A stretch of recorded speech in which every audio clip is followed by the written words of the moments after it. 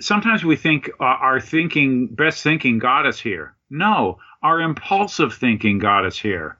Thinking isn't the enemy of spiritual living. We have a slogan, think, think, think, which is way better than just think and act. That was Joe C., and this is the SHAIR Podcast.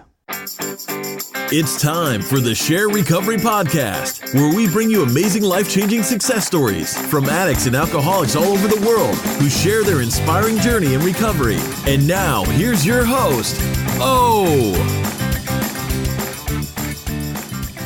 Hey everybody, and welcome to another episode of the SHAIR Podcast. And today we have Joe C. joining us on the show, and Joe is absolutely hysterical. We had so much fun on this episode. And today we go into a very delicate topic: atheists, agnostics, and working a 12-step program. There are a lot of twists and turns in this episode, but most of all, we keep it light and it is fun. Joe is the host of RebellionDogs, another recovery-related podcast, and just an amazing human being. I think you guys are going to love this episode. So let's dive right into Joe's episode. But first, a quick message from our sponsor.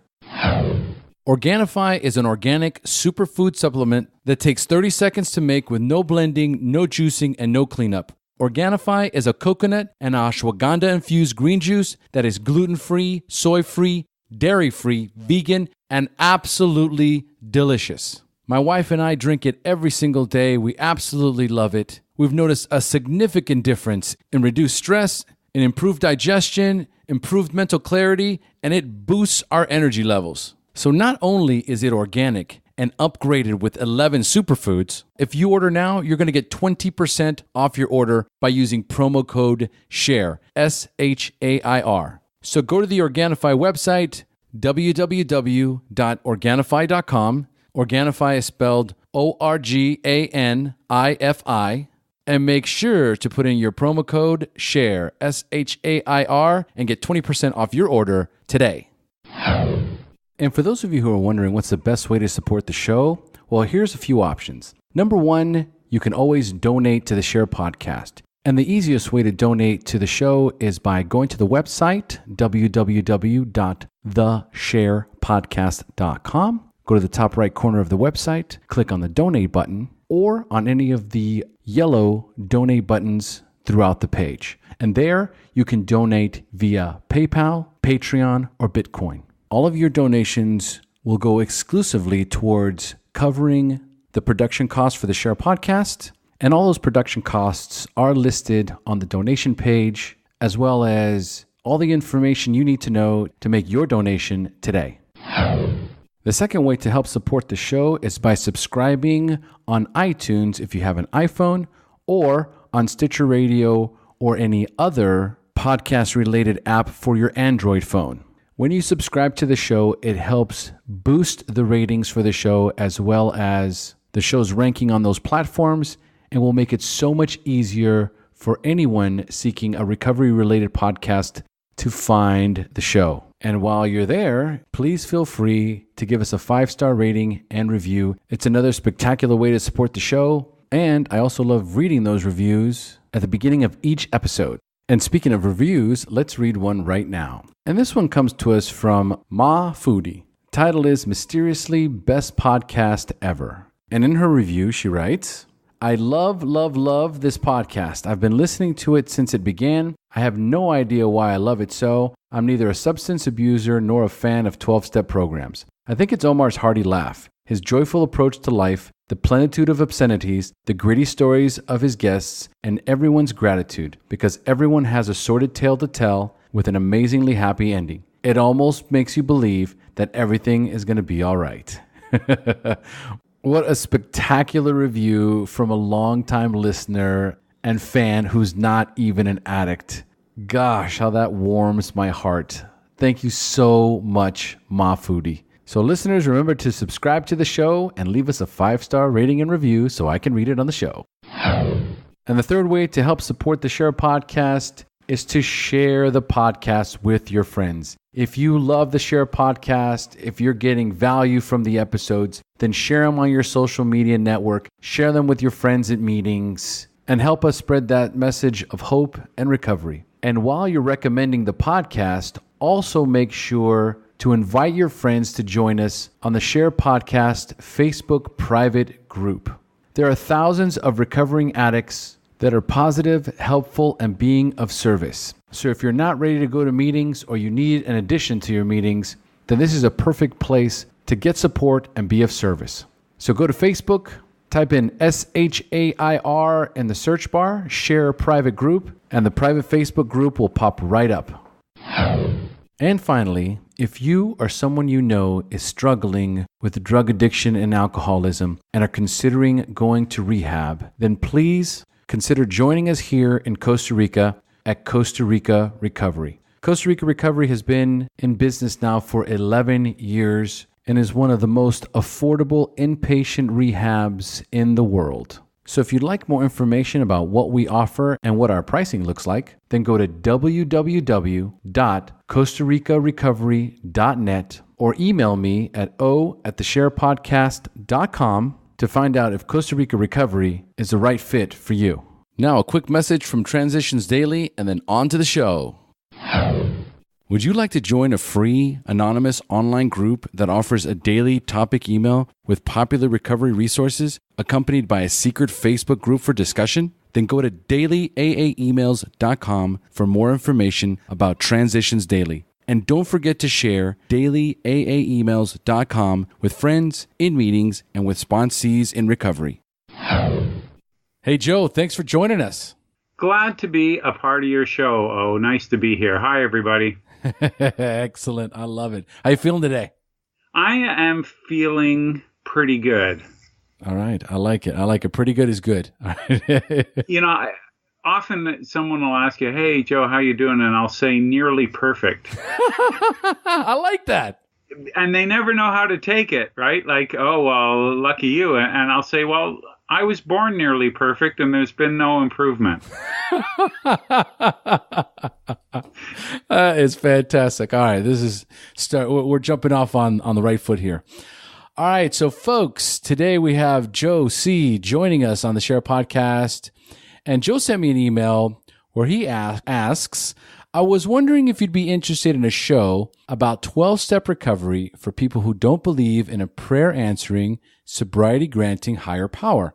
What does a power greater than ourselves look like for atheists and agnostics? Now, my listeners know that I'm an HP Baby all the way member. Yep, and I'm one of your listeners. I love it. But at the same time, I like to consider myself a free thinker and open-minded. I know we have listeners that will love for us to do a deep dive into this topic. So how does that sound, Joe? That sounds good, right? Yeah.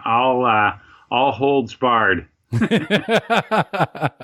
Excellent. All right. So before we dive into that, just tell us a little bit about what your normal daily routine looks like, including recovery. Okay. Well, I'll tell you how today went. That'd be a good start. Excellent. I volunteer at a local treatment center. I live in Toronto, Canada. I got sober in Montreal. I've lived in a few different places, but Toronto is my home now. And the reason is I've been in recovery for a while. We'll get into that later, but I didn't come to 12-step recovery through a treatment center. I just came into the rooms.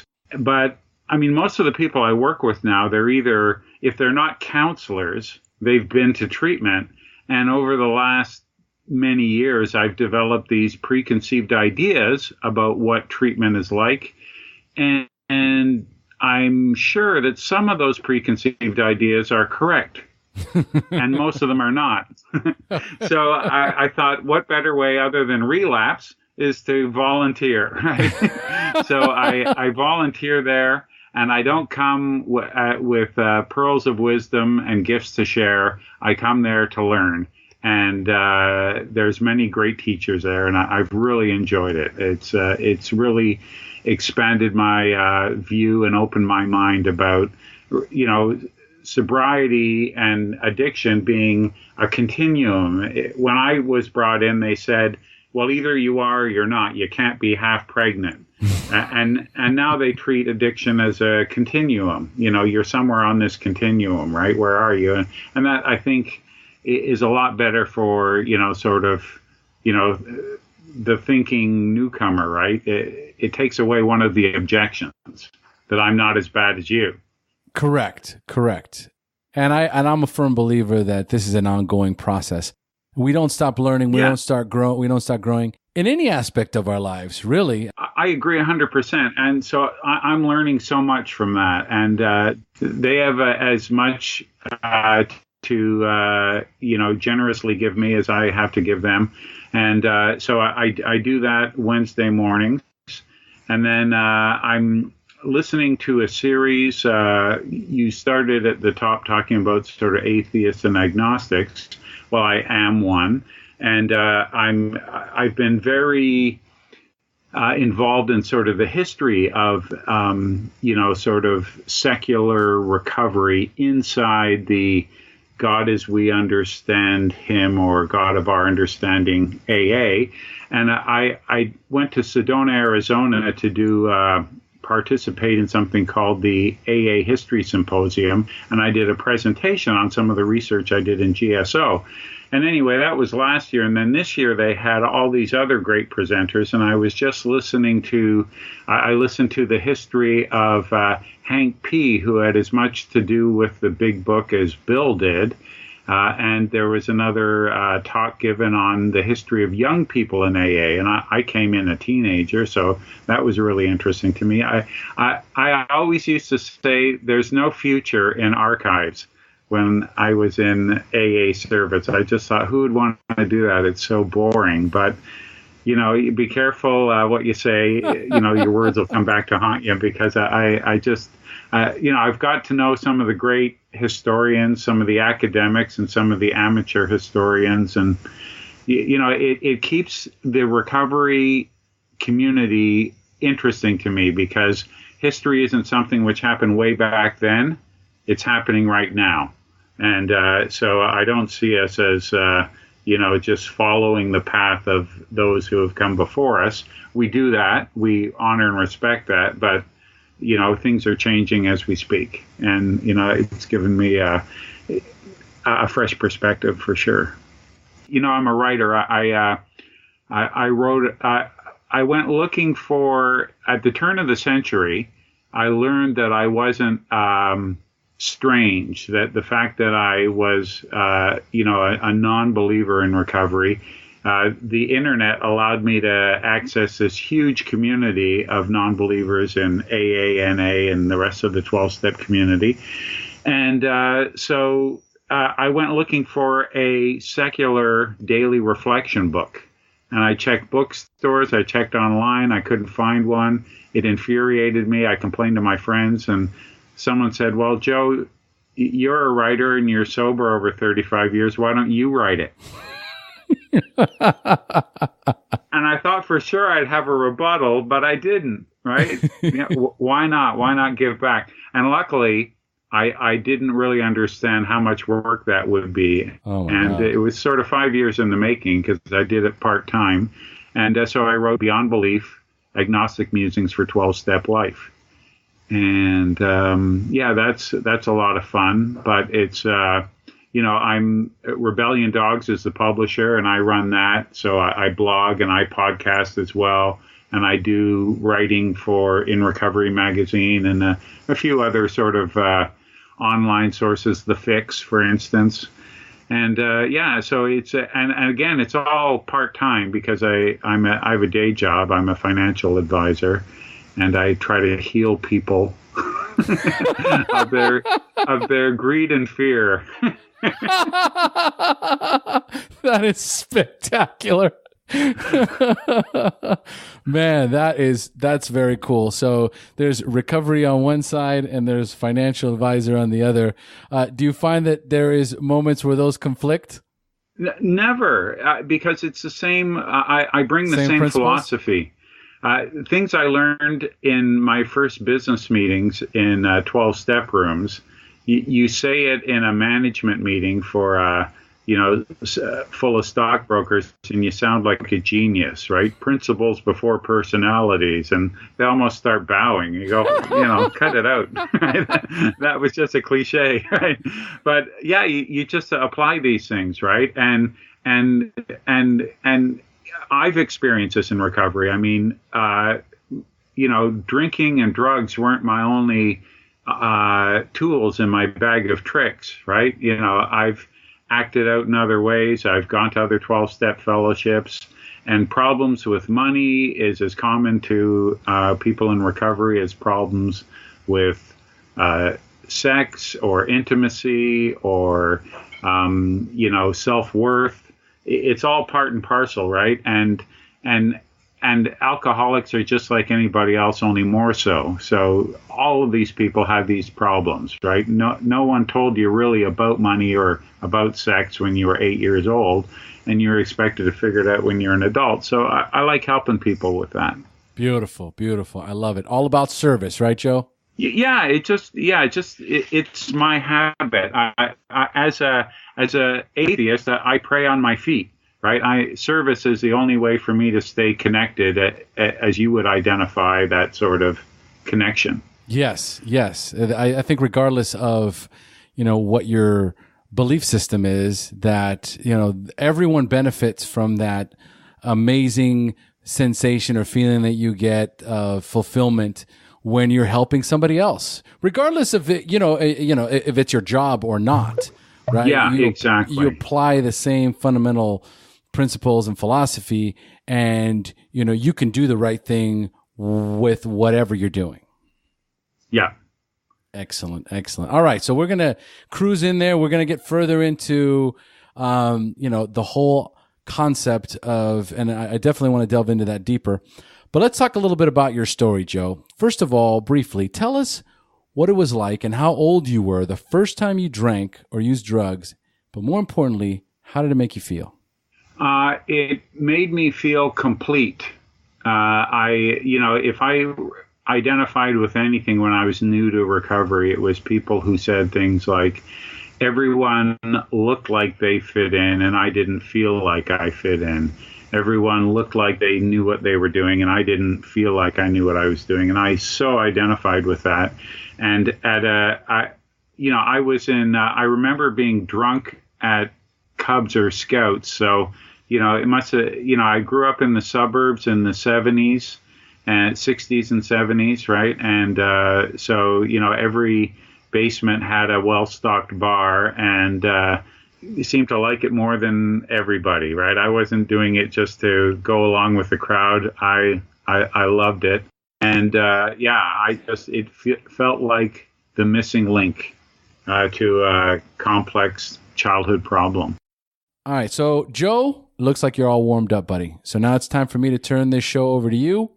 It's time for you to share your story, the battle against drugs and alcohol, the wreckage it caused in your life, when you hit rock bottom, and then finally your journey into recovery up until today. So Joe, please take it away.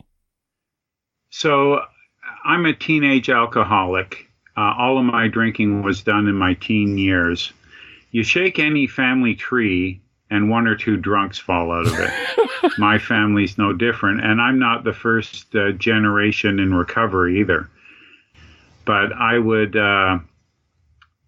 be around there, and they would be laughing and drinking coffee and having a good old time. So I knew that for those poor, suffering alcoholics, they could at least do something, which looked awful to me. Sobriety sounded like a punishment for being an alcoholic, hardly a reward. It just didn't. What was behind door number 2? I mean, not attractive, right? Somehow dying a tragic. Really, I had this sort of beautiful artist's mind, right? Dying a tragic alcoholic death seemed more romantic than living sober, playing cribbage, and talking to your friends about war stories. This is fantastic. So I was a punk, right? I was a young punk, right? And so my family, I'm thinking of my mother who passed away recently, sober like over 40 years, and she was a notorious two-stepper, and she would say this too. And two-steppers are people who admit that they're an alcoholic, and so are you. And our cousin over there seems to drink too much. And why don't you sit down and answer these questions? So she was very evangelical about her recovery. She wanted it for everybody. So I often got confronted with it, but I resisted it. I was 14 when I went to my first AA meeting. I mentioned to you earlier, I never went to treatment, but I was in a hospital 3 times between the ages of 14 and 16.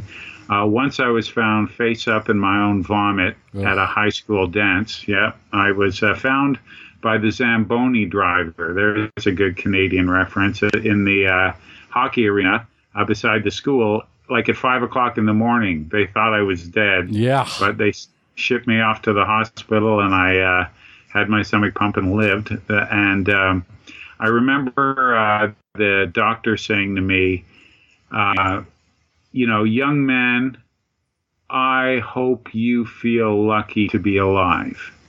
And any alcoholic would understand this, but I thought, this doctor and I are not from the same planet. I feel a lot of things right now, but lucky to be alive is not one of them. Yep. I mean, remember, this is before Facebook. I couldn't go online and see what I'd done the day before. I was in a blackout. I had no idea who I offended, what kind of police trouble I was in, like, whether, I've got, whether I peed myself in front of everybody. I had no idea how bad it was. And I did not feel lucky to be alive at all. And the second time I was in that same hospital, I had cut my wrists because my girlfriend left me. And I was going to show her how much I loved her somehow by dying. And so I was, and this in a drunken stupor, this seemed to make sense. Sobering up in emergency, waiting to get my wrists stitched up. I didn't, I just felt foolish. That's all I felt. And then the next time I was dealing drugs, and I didn't understand the business relationship with Hell's Angels and the drug trade. Oh. And so I got beat up by couple of bikers and had my nose broken, and had to be in the hospital for that too.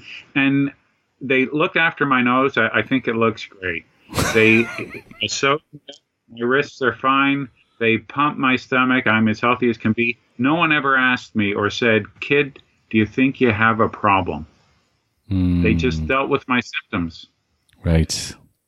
That was the 70s, right? That's I would like to think that if that happened to one of our kids, that, they would, sort of see that as maybe a symptom of an underlying problem. But I don't know. It might be just as bad today as it always was. I just hope things have improved. So it's not like I wasn't a real alcoholic, because I could have died many times over. But I knew about this recovery, and I lived this. So, I mean, you're a natural born liar if you're a teenage alcoholic. You need to walk into a liquor store, look like you're 21 years old. You got to sit down in a bar and act like you got to buy drugs and have sex for the first time and act like you know what you're doing, right? It just so. I remember being brought to AA, and I figured out that the best way to not draw any, to get them to not team up on me, is just to tell them what they wanted to hear. And I learned how to do that. And so I lived this sort of edge of the sword life where when someone in AA was confronting me about when I was going to get serious and quit drinking, I'd say, "I'm a heavy social drinker with bad luck." But this alcoholic thing, it's just too clinical. It's not me, And so I would fight them on that. But when my friends were confronting me about my bad behavior, about not being dependable, about not being able to trust me ever again, I would say, "But I'm an alcoholic. I'm not a bad person. I'm a sick. Play a violin for me. Poor me."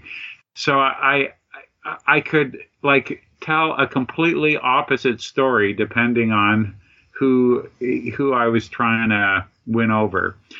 And, so I'd been brought to AA a few times, and I don't know, as I said to you earlier, sobriety didn't look attractive. It didn't seem like the way James Bond would live his life. And so I was buying my time, and I heard that my cousin, who lived in Toronto, and I lived in Montreal at the time, wanted to get clean and sober. This wasn't exactly true, but this was the information I got. And could I take her to a few meetings? Maybe I could be a power of example. And we talked about it earlier, service, right? Mm-hmm. And, and even as an alcoholic, I always wanted to be the good guy, right? Yeah, help my cousin? Absolutely. I'll take her to meetings. And, so I would go to meetings. I would say, my name's Joe and I'm an alcoholic. Because that's what you said. And if you said, my name's O and I'm a unionized pipe fitter, I would have said, looked you in the eye and said, my name's Joe and I'm a unionized pipe fitter too. It was perfectly natural for me to just be completely inauthentic. And I really did see my cousin's life as a life worth saving. And I got sober not the way I would coach anybody else to do it. If I wrote a book on recovery, it wouldn't be, carry the message to someone else. And I had a hard time reconciling that until I learned a little bit about AA history. And I learned that, this whole 12-step culture came from one guy who was afraid of drinking himself, needing to tell his story to a suffering alcoholic. And when Bob and Bill met, it wasn't Bob that stayed sober, it was Bill that stayed sober. Bill stayed sober helping somebody else. And that's kind of how AA is. I mean, we attribute all kinds of things. It's the higher power, it's the steps, it's the meetings. But we don't know, right? But we do know that one alcoholic talking to another alcoholic in many forms outside of 12-step programs, because there's plenty of other refuge recovery and, women for sobriety and plenty of other peer-to-peer things that work, right? Right. But I'm a 12-step guy, and because that was the best therapy in the price range for me. And, so that's the way I got sober, and that worked for me. But, it was actually faking it, like working in the kitchen, making coffee. And, I don't know what my plan was exactly, because I was a run by the seat of the pants kind of alcoholic. I had a better one day at a time program drinking than I've ever been able to muster in recovery. I would never save some for the morning that I knew I would desperately need, because that was tomorrow's problem. I would drink it all. If there was any left, it's because I passed out. Right. That's just how I was. And I wasn't fun to share drugs with. Because if you like to stretch it out, I was a bad partner. Absolutely, I can relate. I thought you might, and so this is honestly how I got sober. And then I got active in a young people's movement in Montreal that was quite vibrant at the time. And, I actually, this whole power of example thing, it kind of fed my ego. People got me active. Actually, I was involved in public information work before I'd been to my first district committee meeting, because they would take me to high schools, not the high schools where I played basketball with, but at the other end of the city, right? I'd go there and do my little AA talk, and kids would ooh and ah. And that was great. I did anything I was asked because I thought it would help my cousin. And then here I was eventually a few months sober, and I thought, I felt like I'd been sleepwalking out onto the ice, and it was the cracking of the ice that woke me up. Right, I thought, dude. I'm in big trouble. Seriously. What am I going to do, right? And so I got a sponsor, and I started taking it seriously because now I had something I wanted. Right. I wanted my sobriety. I had new running mates, and they were sober friends, and I didn't want to let them down. And so I had this whole new sphere of influence. And I didn't know how I got there, and I felt very insecure. So I took to it like the drowning seizes a life preserver, as we've read. Yes. And I'm still here. And my cousin didn't get sober right away, but she did eventually. I was not the power of example I thought I was, but I was part of her story, and she was a big part of my story. And, so I kind of grew up in recovery. 16 years old, I had my last drink. That was November 27th, 1976. It was a different era. Like young people have these concerns, right? What New Year's, like, what am I going to do? New Year's, how do you get through New Year's? Joe, what date is it? It's November 29th. Well, let's worry about staying sober till November 30th.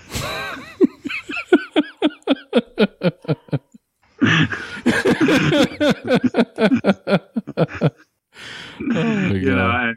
And you learn the day at a time, right? And it came with time. So I am a classic case of fake it till you make it. And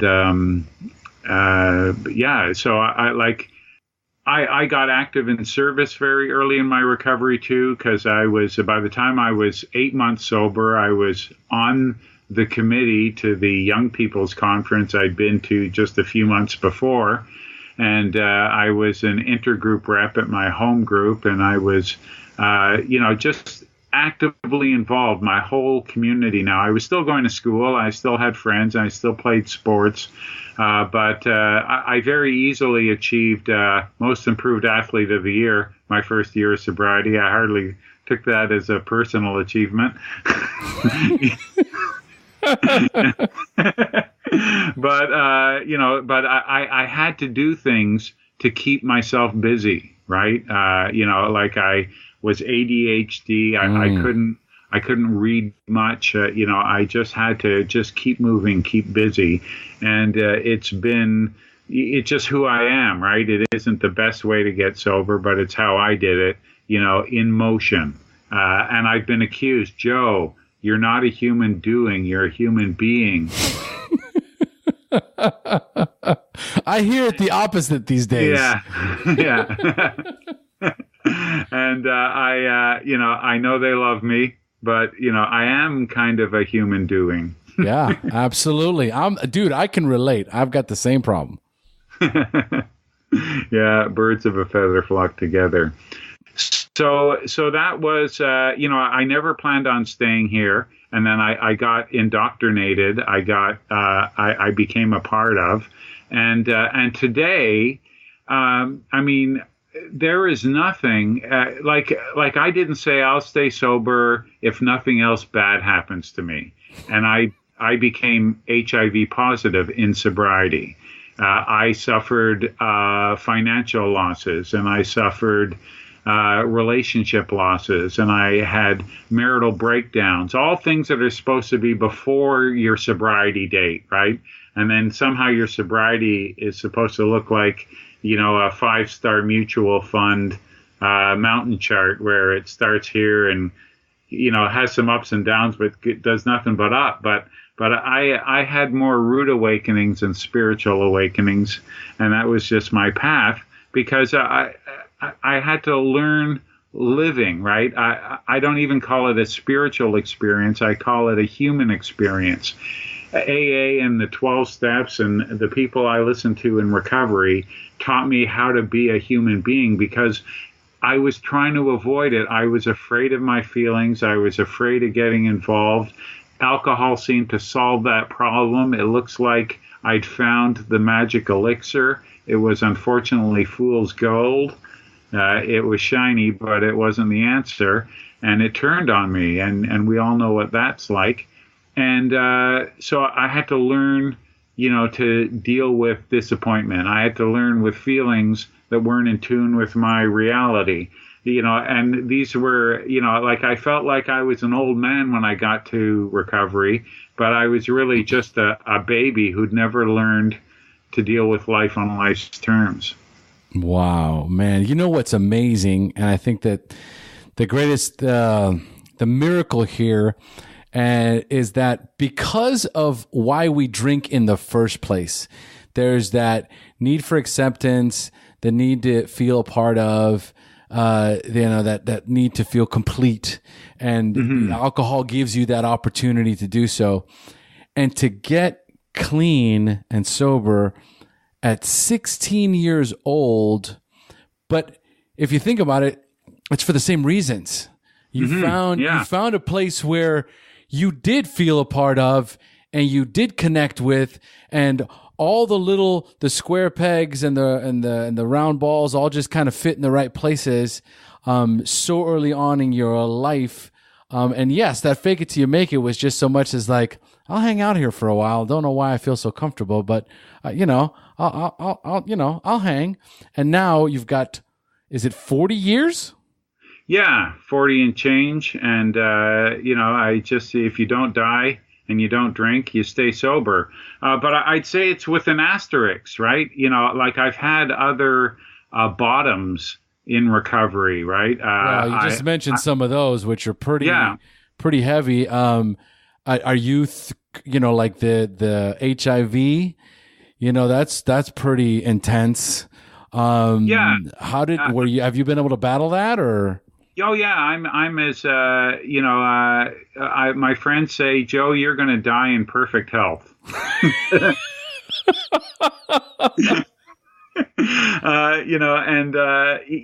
really, I found out in the 90s, and it was more of a death sentence then than it is now. Now it's kind of a chronic condition, kind of like alcoholism. If you treat it with the proper treatment, you're not going to suffer from it, right? And HIV isn't as deadly today as it was then. It's under control. But that was just part of, I didn't know how to set boundaries for myself, right? I was whatever you wanted to be. And this has something to do also with my atheism in AA.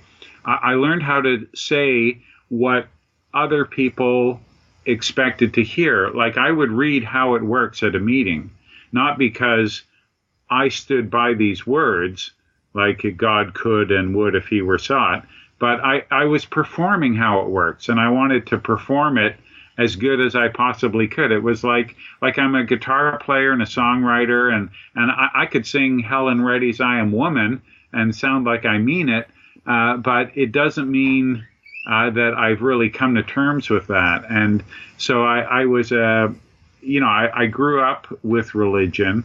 I had a religious mother and an atheist father, and I kind of abandoned it.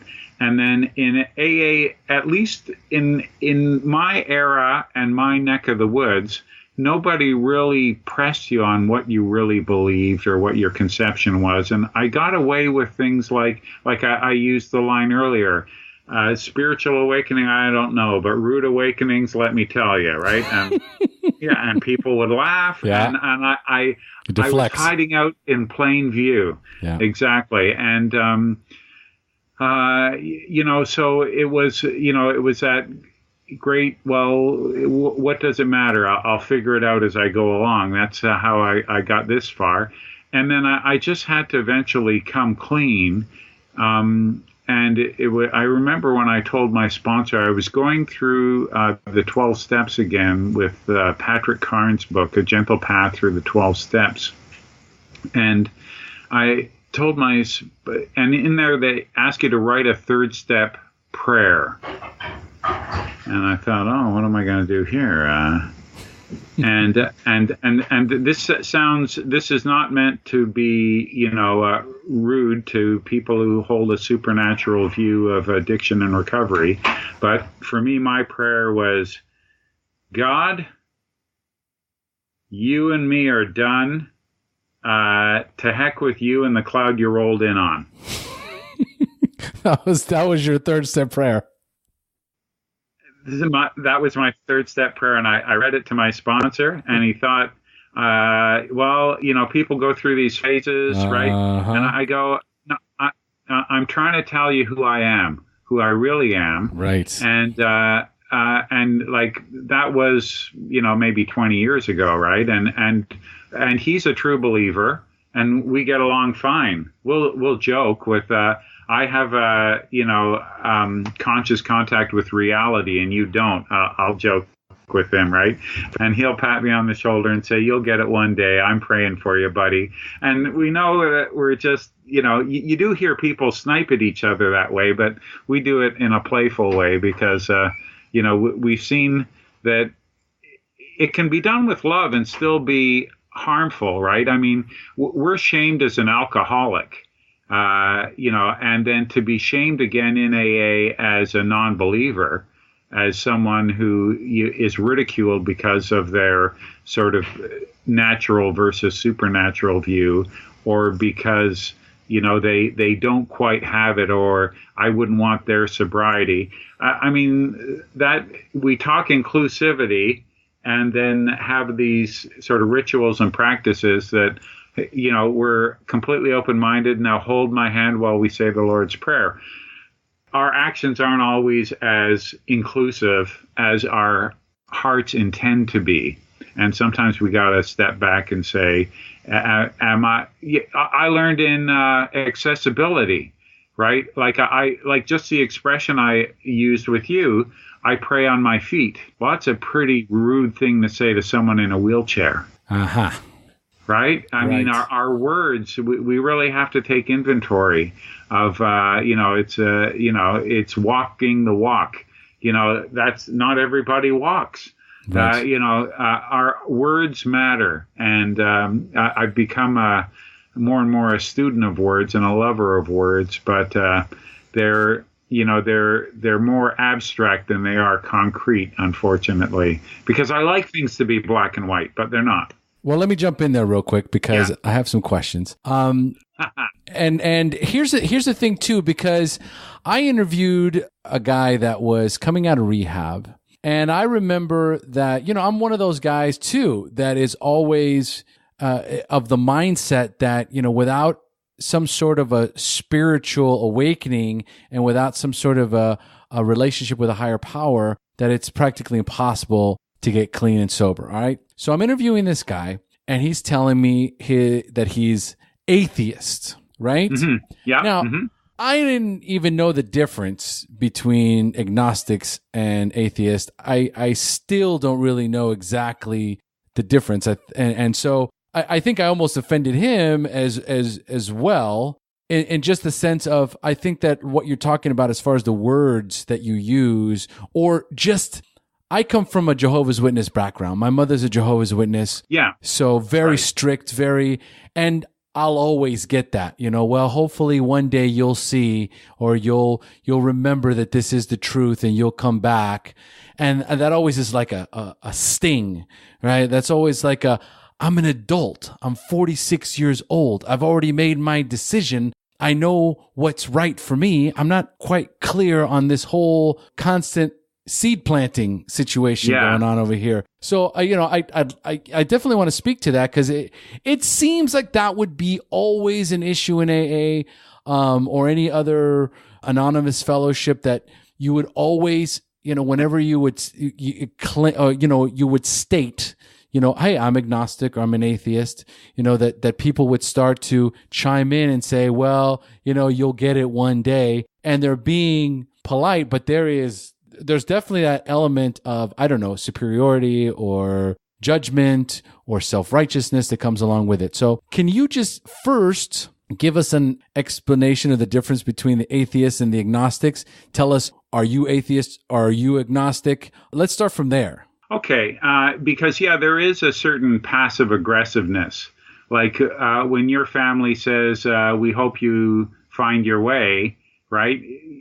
Because we love you. Well, if you loved me, you would accept me exactly the way I am, right? Right. Yeah, exactly. And the other thing is everyone is perfectly content with their worldview, how they see the universe working, until someone sits down beside them with a different worldview and starts expressing that. And you go, first you would go, well, that's a funny way of looking at things. And then you try to convert them, and that doesn't work. And then you get hostile towards them.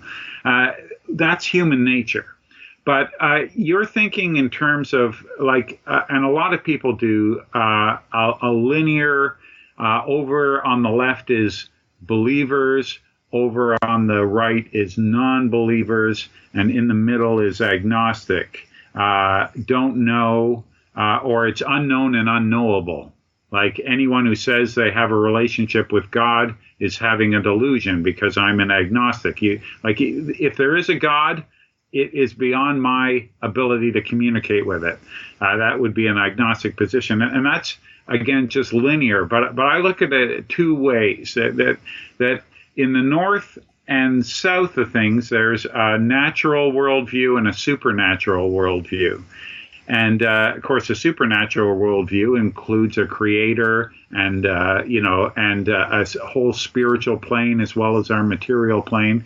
And the natural worldview says, no, that's just us putting dots together. That's our need for patterns, that there's a perfectly scientific explanation for everything. Even the things we don't understand yet, that's our lack of understanding, not that that's not proof of a supernatural force. So people are either in one of those two realms, but then there's this other dynamic of how binary you are or how abstract you are. Are you concrete or are you agnostic? And the debaters are always the binary people. Either God is or he is not. What is your answer to be? And to an abstract person, that's a ridiculous question because it is a abstract idea. And so, I don't want to get too out in left field, but I just to say that I've given this a lot of thought, right? And there are a lot of people that are perfectly comfortable with a worldview that is very different than mine. But someone who I got to know a lot was AA's recently retired general service chair. He was a non-alcoholic reverend called Ward Ewing. And he's heard me talk many times, and I've heard him talk many times. And in the AA Grapevine article in October 2016 on Atheists and Agnostics, he was invited to write an article because he was a guest speaker at the first ever international Agnostics and Atheists convention in Santa Monica, California. And he said that experience trumps explanation. And what he meant by that is we have a shared experience of addiction and recovery. Yes. But I'm going to explain it different than you. When a parking spot appears, you see that as God's playfulness in your life. And I don't, right? I did mathematically, a 1 in a million chance is going to happen to everybody 3 times a month.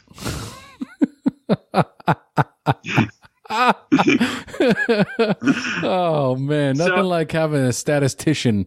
Yeah.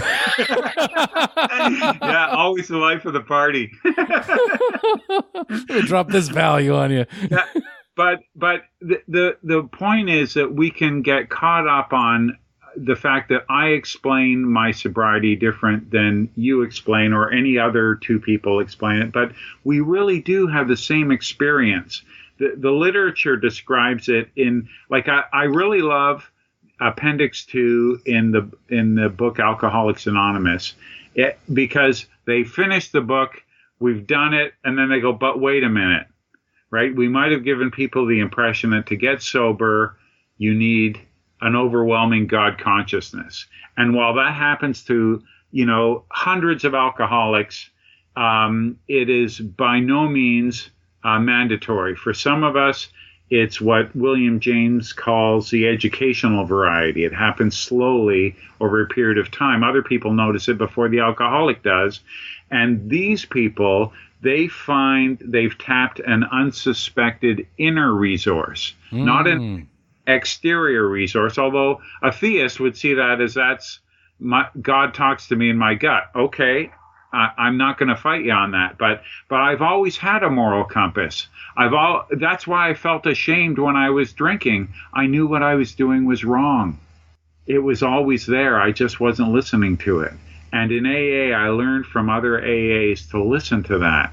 And that is it's an inner resource. It's a higher purpose. It's a power of example, but it's not supernatural. There may or may not be a supernatural force guiding this podcast, but I act with what I got. There's you and me, and we're both in recovery, and we both have a love for recovery, and we both have a story. And when I listen to your story, I don't disagree with anything because it's your story. You tell me how the universe was created and what keeps me sober, and I go, well, wait a minute, I don't, and then we get into, the volume goes up and we start going, well, you're closed-minded. No, you're closed-minded. Well, this is the reason why I wanted to have the interview as well, because I know I've had emails that sent to me and and people that have said, we need somebody to speak to this and kind of, just kind of lay the foundation for it. And more importantly, it's just about, I come from that same place of just respecting people's views. Nobody knows anything. If there is a supernatural world, you can't see it.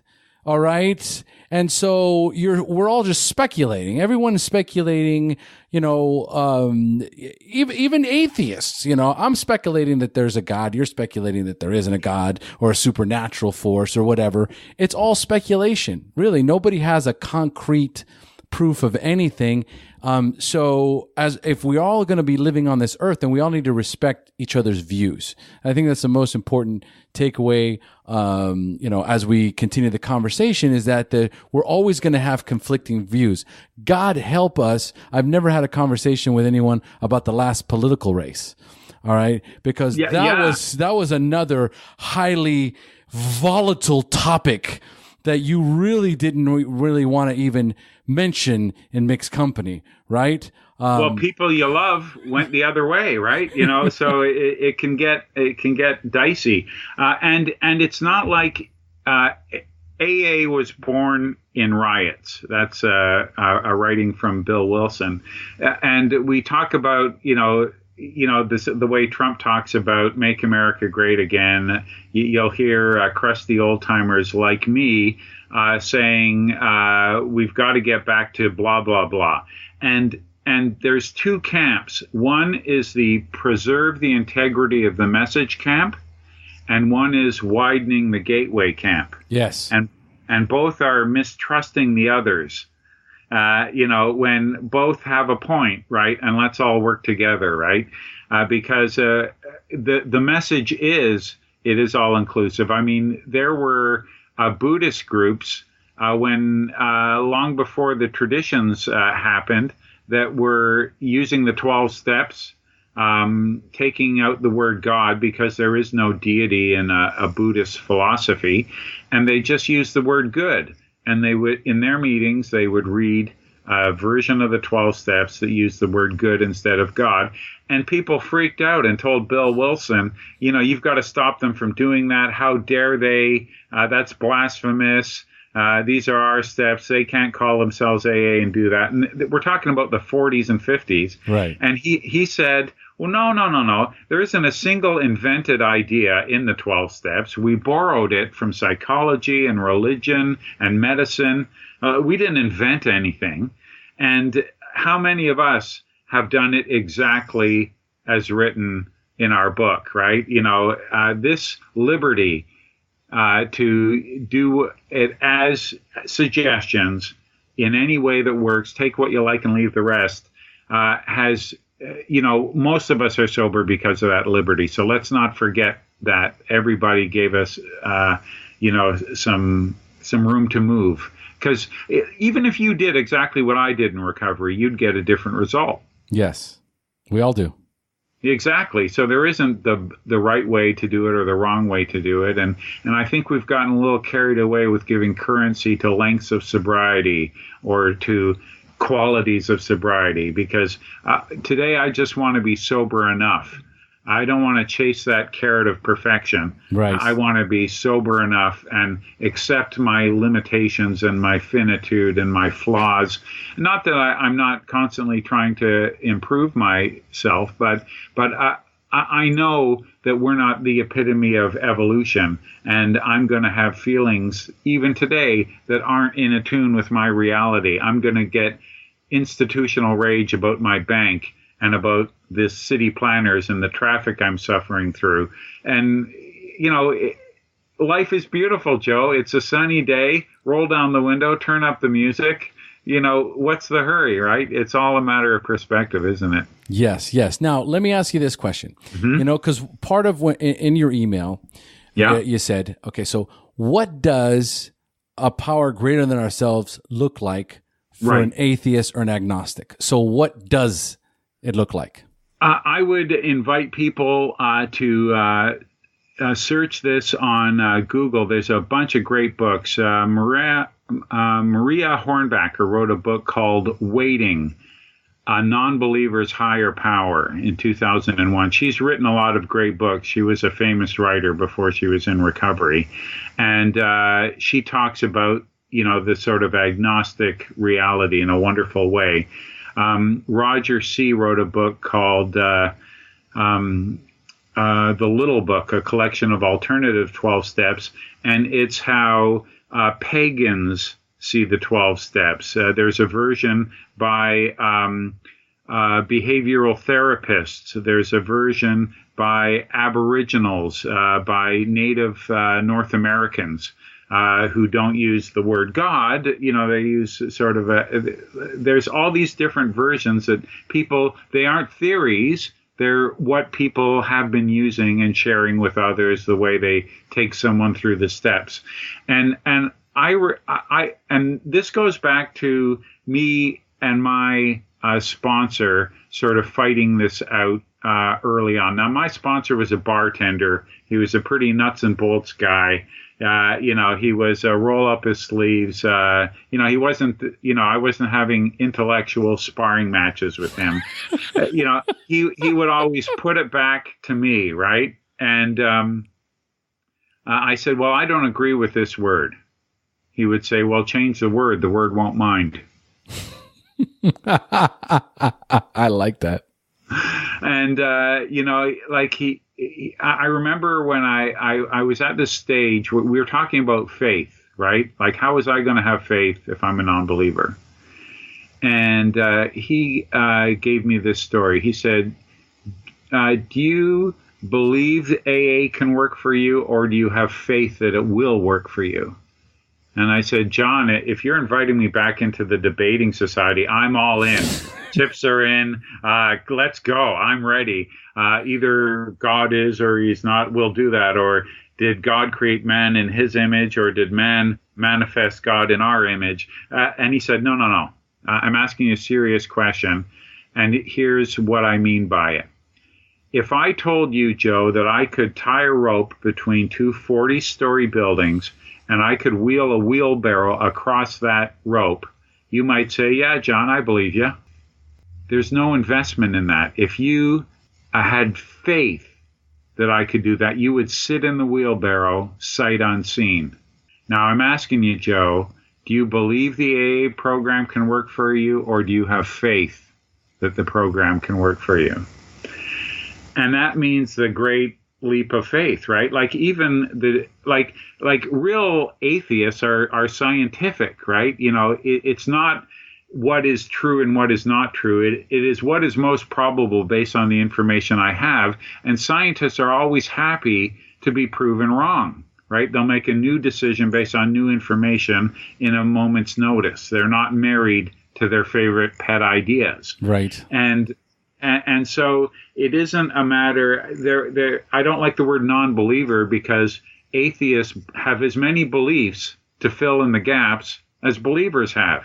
They just fill in the gaps with something else, right? And so there are plenty of things I don't understand and I can't explain to you, and I use intuition the same way you do, and I have faith the same way anybody else does.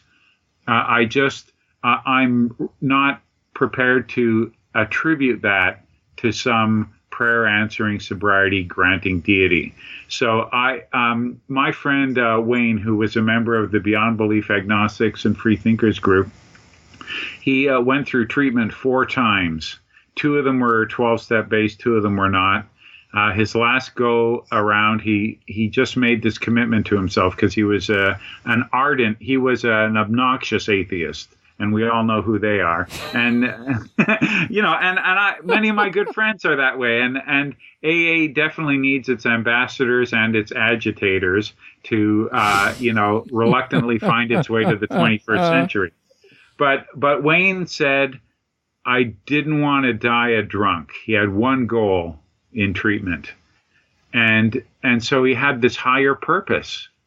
And he got out of treatment. He gave up his high-paying executive job. He became an entry-level, volunteer first, and then, a treatment counselor. And this was his purpose, to not only save his derriere, but to help others. And this higher purpose gave him all of the promises that someone else who has what they would consider a connection with their higher power. Wayne didn't have a higher power; he had a higher purpose, and it would totally work for him. And I think a power of example is like I talked about, Bob and Bill, right? They had no steps, they had no book, right? They had no traditions. They just had the power. Like 2 people, like what's more powerful than me? You and me. Yes. Right? There you go. There's your power. There's your simple answer at the end of a long explanation. And I'll be honest with you, I have gone far enough along in my life and in recovery to know that there isn't one answer to everything. Yeah. I remember when, especially me getting pitched by my mother and her friends to come back. And there was no way you were going to prove to me under any circumstances with any book that the only way to communicate with God is through us. And I refused to believe that. I couldn't see how, with all the different religions in the world, all the different cultures, all the different people, I said, it's just not, I cannot believe that. Okay. You may believe it, and that's great. And that's awesome. And I'm never going to come into your house and try and convince you that how you believe is wrong. So please do not insult me by trying to get me to believe that there is only one way towards this philosophy or this way of thinking. All right. And because of that, for me, I really could care less, and I don't mean that in a I don't care sort of way. I know what you mean.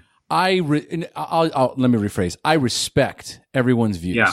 And if nothing else, I would expect that anyone listening would respect everybody's views, whether, this is the God of my understanding or this is my God of understanding, or this is the way I understand what a higher power is to me. And I agree 100%. I had never thought about it that way, but we all have this internal compass. We all have this gut, right? There is a brain we have up top, but we also have a brain in our gut. And I have learned in my life that when that gut starts screaming at me, put the brain away that's on the top of my head and pay attention to the one that's inside my gut. 'Cause 10 out of 10 times that hasn't steered me wrong.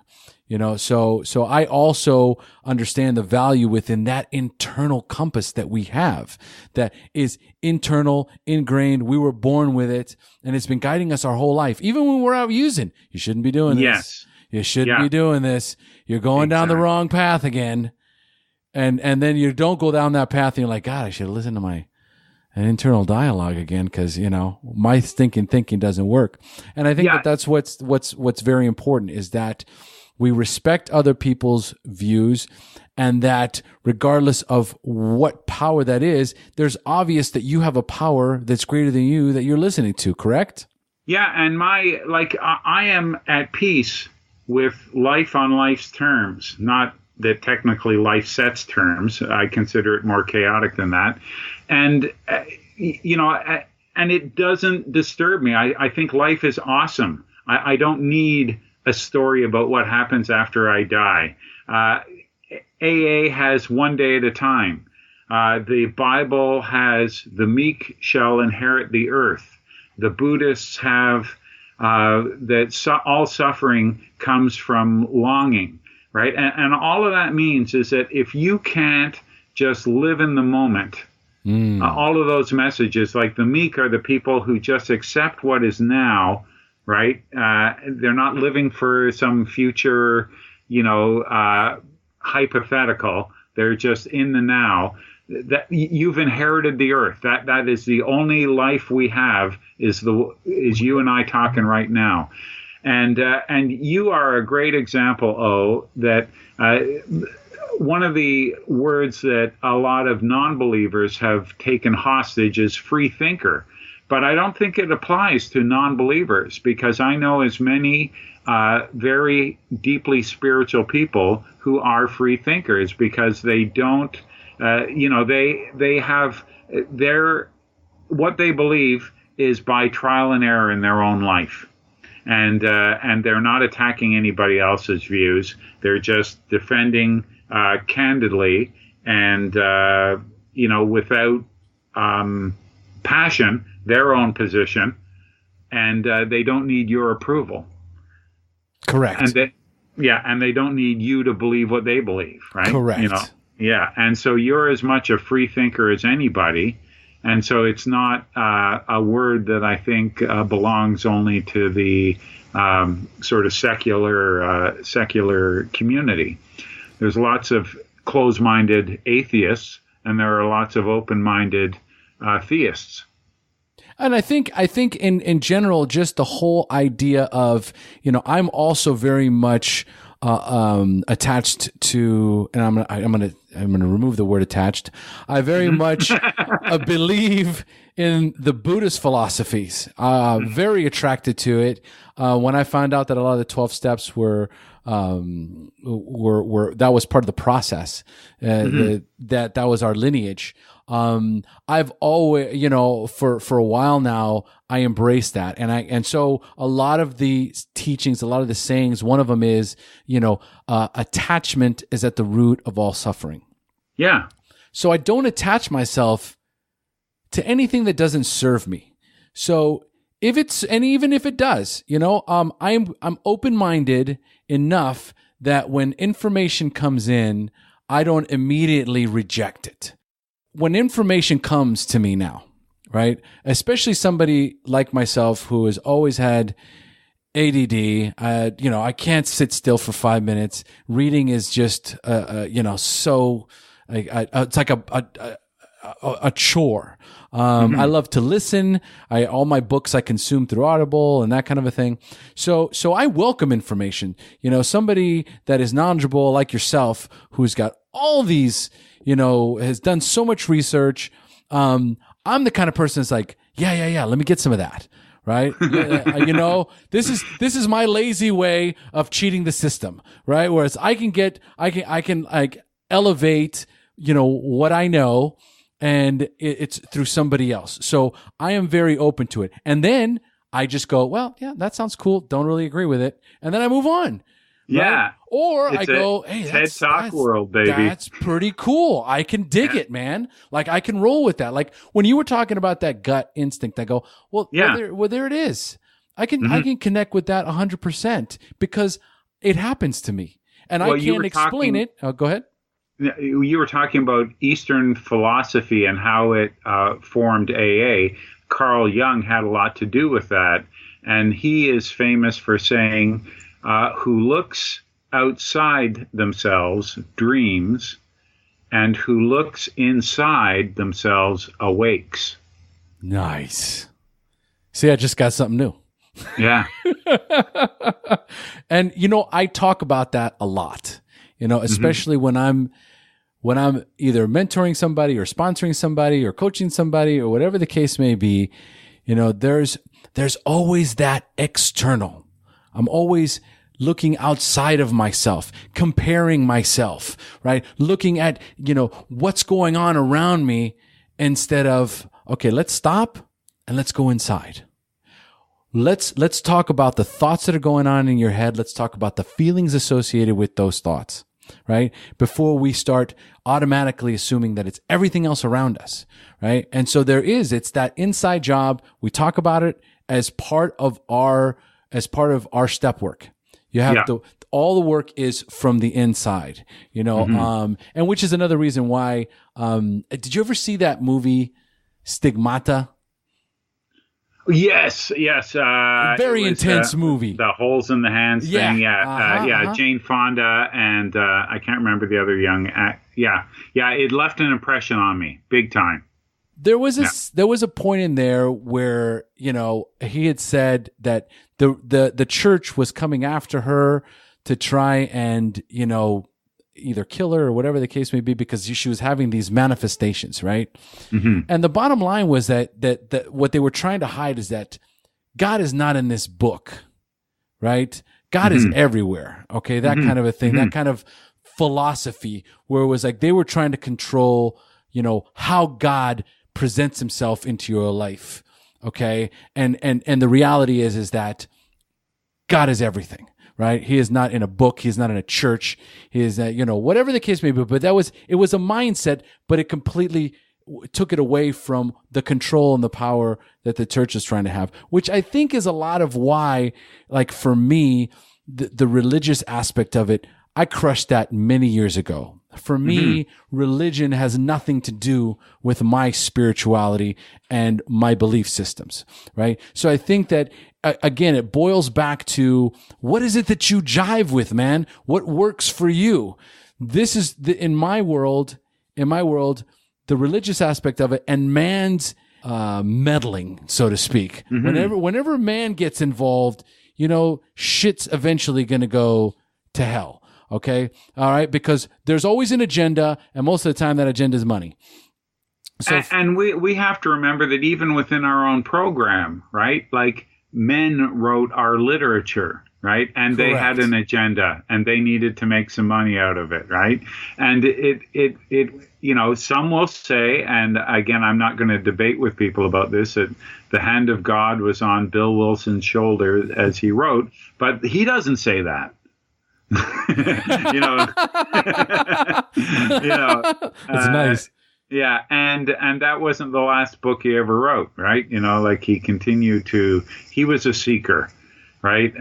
There's an expression, I can't remember who I borrowed it from. It might have been Ernie Kurtz, it might have been someone else, but there was a man.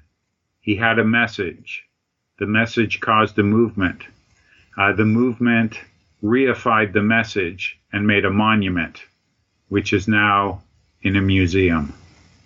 And the moral of this story is the message has to stay fluid. Like we have this false memory of, the good old days in AA when everybody did it a certain way. But the people whose stories are in the big book, they didn't have a 12-step program. They worked a 6-step program. And, it's just this, we have this false history of how things happened, and it was fluid then. And the 6-step program wasn't even agreed upon by everybody. There were different versions of it in Cleveland than there were in Akron, and they had different ones than they had in Brooklyn, and they were different than the ones in Philadelphia. So, and when we codified it, that was good. A lot of people got sober because we wrote it down. Fantastic. But let's also remember the way we look at religion as being man-made. So is the construct of our recovery, and let's keep that in mind too. I think it'll do more for our future than trying to avoid the 21st century, which I think some people in recovery are trying to do. Well, I agree with that as well. And I think that coming out of the archaic style or the, there's, like you said in the beginning, there's the old school philosophy and there's the new school philosophy. New school philosophy is very open about addiction and about being an addict or an alcoholic or whatever the case may be. And I think, like you said, it opens the door to people that are locked in, that are just there. I can't tell you how many people have joined my private Facebook group, have interacted with the people inside the group, have struggled, and eventually they've just gone to a meeting because they felt safe for the first time. They'd kind of dropped the stigma in their own minds about what that would be like.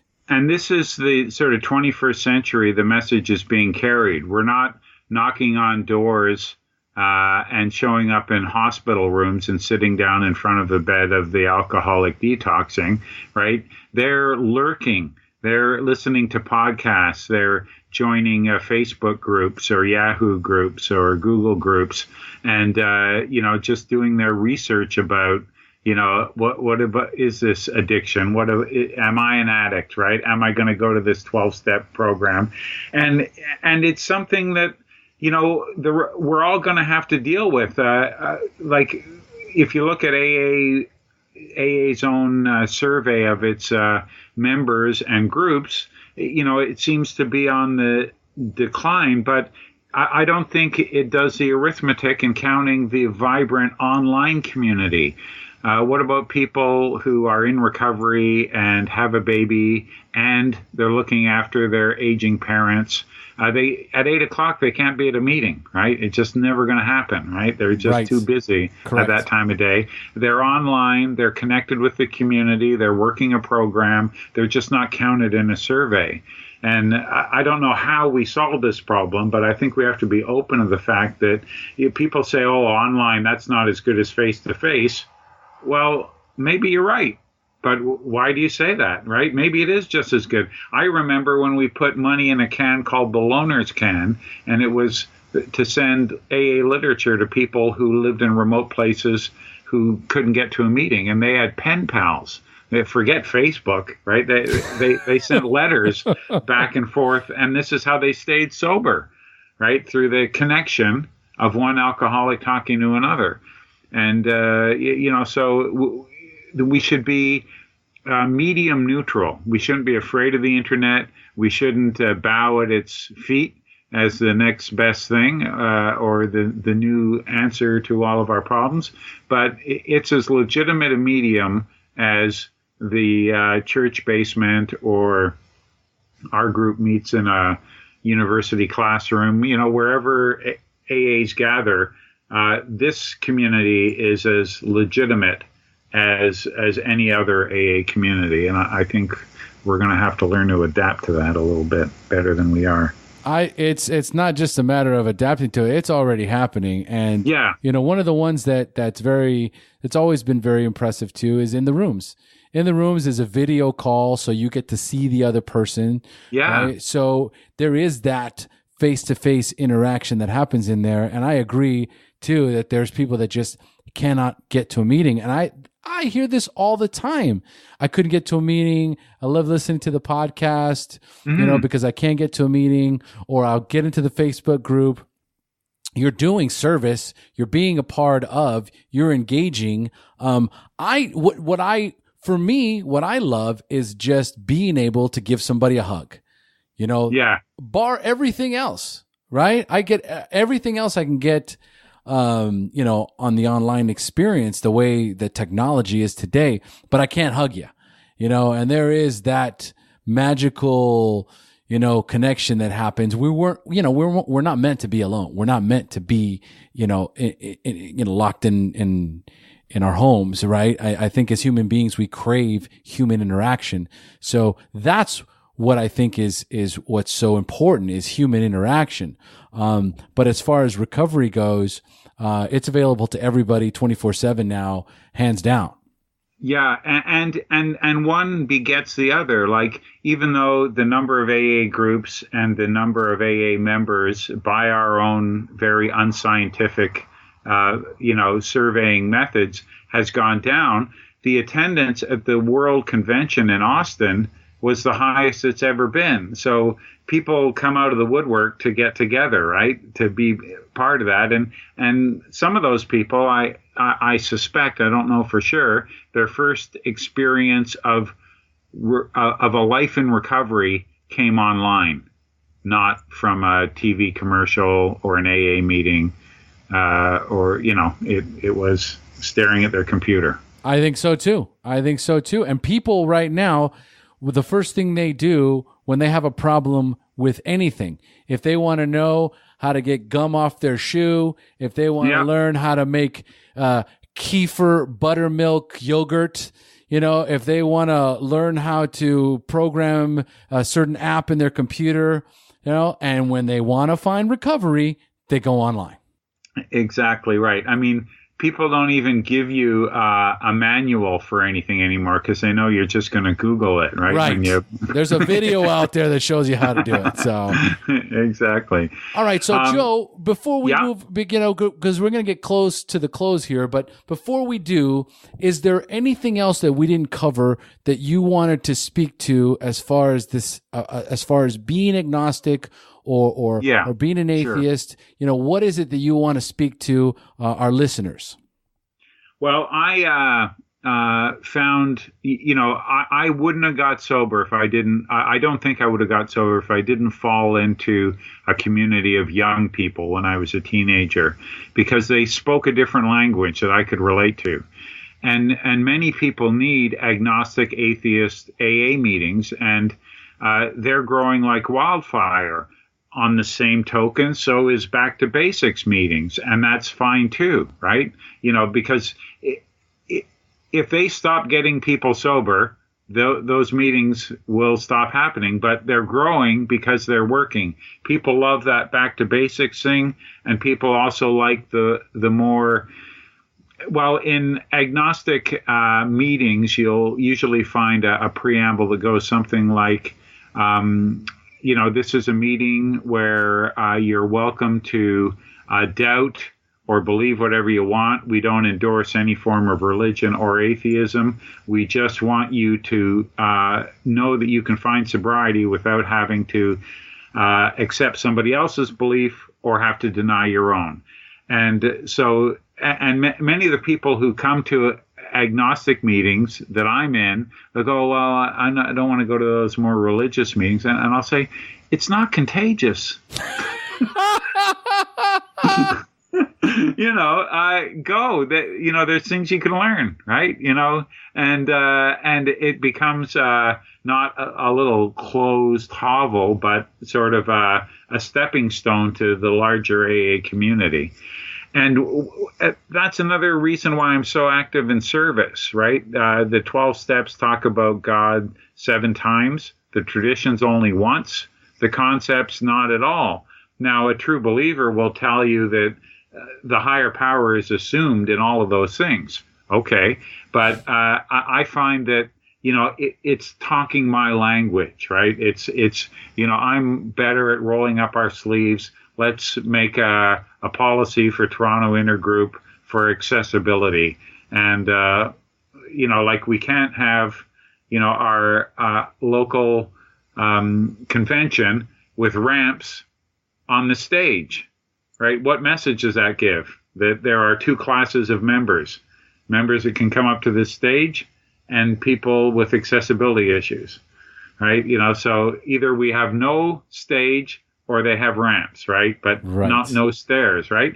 And that's the kind of thing that is every bit as important as working through the steps. I would also say that my sponsor said, if you don't like the word, change the word. And I had to really, I fought the word unmanageable. So he said, use another word. And I did. And when I'm going through the steps with someone, I don't care, what they believe or don't believe. And I expect that sometime between now and their 10-year medallion, their beliefs are going to change anyway. But I encourage everybody to write the steps in their own words. They're principles. They're principles that are rock solid. They were here before AA. They'll be here if there's ever a post-AA. But they will be around. We just borrowed them. So what are those principles in your own words? Because don't, tell me what I want to hear. Don't pretend. Don't mimic. Don't be like I could. I could recite all of how it works, right? I was an actor. But it's about authenticity. There's I know you often ask your guests about their favorite books. We're getting there. Yeah, okay. Well, I'll mention one. Just remind me about Rewired. And she talks about the principles of recovery. And the first one is authenticity. We have to be authentic. And I think that there is unity isn't uniformity. We don't all have to do it exactly the same way. We just all have to treat each other as respected equals. And AA is going to be great for everybody. I agree 1,000%. I won't get into discussion about 1,000%, but I feel the love, man. I feel the love. That is fantastic. All right, Joe. All right, so now we're going to start to close up here. And the way I like to do it is for the newcomers. So, Joe, I'm going to ask you 5 questions about your early recovery, and I want you to respond with inspiring answers you can share with our newcomers. Are you ready? I am ready. Tick, tick, tick. All right, number 1. What was keeping you from getting clean or staying clean when you first got introduced to recovery? My impulsive idea of what sobriety was. I had to unlearn what sobriety was. Sometimes we think our best thinking got us here. No, our impulsive thinking got us here. Thinking isn't the enemy of spiritual living. We have a slogan, think, think, think, which is way better than just think and act. It gets to a deeper thinking. We get into that inner, compass, right? That inner resource. So I didn't have to demonize my thinking. I had to heal my thinking. And I thought sobriety would be boring. Got it. Yes. As a matter of fact, at 16 years old, actually I was cracking up when you were describing all of that. So yeah. Now I know what you mean. But yeah, it's I can't even imagine 16 years old and going, oh my God, I'm just going to have, years of shuffleboard to look forward to. Exactly. Cribbage. The local AA clubhouse, they played crib and smoked cigarettes all night long. Party on, dudes. Oh, man, I love it. All right, so number 2. At what point did you have a spiritual awakening, that aha moment in recovery when you accepted that you were powerless over drugs and alcohol, but the first time had developed the hope that you could recover? Well, I had 2. And one was when my sponsor said, if a word in this book or in these steps is stopping you from getting the benefit that they provide, change the word. The word won't mind. So that opened my mind. And it happened again when I found a community of peers, when I found my sort of online agnostic AA community, because, and there you have your adamant, they've got to rewrite the big book and go for it. All of the feminists, I agree with you. I'd go for it. I would vote for a more modern one, but I'm not waiting for it because it isn't our master. We can read whatever we want, right? If you don't like the book, close it. Or do what I call my agnostic mucking. Use a black felt marker, cross out everything you disagree with. Just read what you like. And they tell us that when we come in, take what you need and leave the rest. Yep. Applies in everything. I love it. All right. So now we're going to get to question number 3. You've already mentioned a bunch of books. But which are the favorite books that you would recommend to a newcomer? Living Sober or Living Clean if you're in a NA. practical. They're very secular, by the way. I did not read the big book until I was sober over 9.5 years. I'd already worked the steps. Some people, that was their introduction to AA, but for me, it was, if we read anything in a meeting, it was Living Sober, Came to Believe, or something out of Grapevine. And later, the first time I ever worked through the steps a la the big book, it was with somebody else. They were the ones doing the steps. I was just being their sounding board. And it was great. I love the way they do the step 4 inventory. It really makes sense that you start with resentments, because now we're pointing out other people's character defects. That's really easy. I hate that guy because he's arrogant. I hate that guy because he steals my stuff. I hate that woman because she's always saying I need to change, right? There's brilliance in it, but it's also old-fashioned. So, I don't stand in awe and admiration of the book, and I don't throw stones at it either. I see what people get out of it. But Living Sober was what started for me. I was like you. I couldn't read 164 pages. No. Wasn't going to happen. No way. I love it. I love it. All right. So number 4, what is the best suggestion you have ever received? Live and let live. Nice. Because when I'm at odds with either, fellow AAs or in my life, I have this, that old, there's only one thing you need to know about God, Joe, it's not you. Yes, I love that one. Yeah, I have this plan, save time and see it my way, but not everyone's read that script, and they're going off script, and I'm getting frustrated, and I have to live and let live. It's the theme of our Ontario, Canada is having its first ever secular Ontario AA roundup. It's a one-day thing, and that's the theme we chose: live and let live. I think it's all of AA in 3 words, and 2 of them are the same. I love it. That's spectacular. All right, so number 5, if you could give our newcomers only one suggestion, what would that be? Be true to yourself. Oh man, I love it. Be true to yourself, and trust that voice. You're not at war with your thoughts. You're not at war with your feelings. You just need to meet them where they're at. I could not agree with you more. I live by that. Follow your gut. If I would have followed my gut more, I would have gotten a lot less shit. Yeah. Better career choices, better relationship choices, Yeah. Absolutely. Absolutely. Wow. All right. Joe, thank you so much for joining us. It's fun. I do this too, right? I do a Rebellion Dogs radio podcast, but you're the one that's going to have to do all the post-production on it. And all I have to do is like it and send a copy of it to my friends. Isn't that great when you're the guest? Yeah, totally. I come in, I come off, I go home. I don't even think about it. That's awesome. I love it. Yeah, for sure. And thank you for having me. It was a pleasure to be your guest and to spend this time with you. And, my listeners that are listening in, your listeners that are listening in, and to those people who just stumbled across this for the first time, be true to yourself, live and let live, and it's going to be great. I love it. Hey, wait a minute. You know what I forgot to do, Joe? Oh, you got to remember to do it. How can our listeners get in touch with you so they can listen to your podcast, get to your website? What's the best way for them to reach out to you? Okay, if you're on Facebook, you'll find me in a lot of the sort of, there's something called the International Convention of Secular AA, ISIAC. It's like Icky Paw for young people. Got it. And we've got an online community, and it's got a list of agnostic atheist meetings all over the world.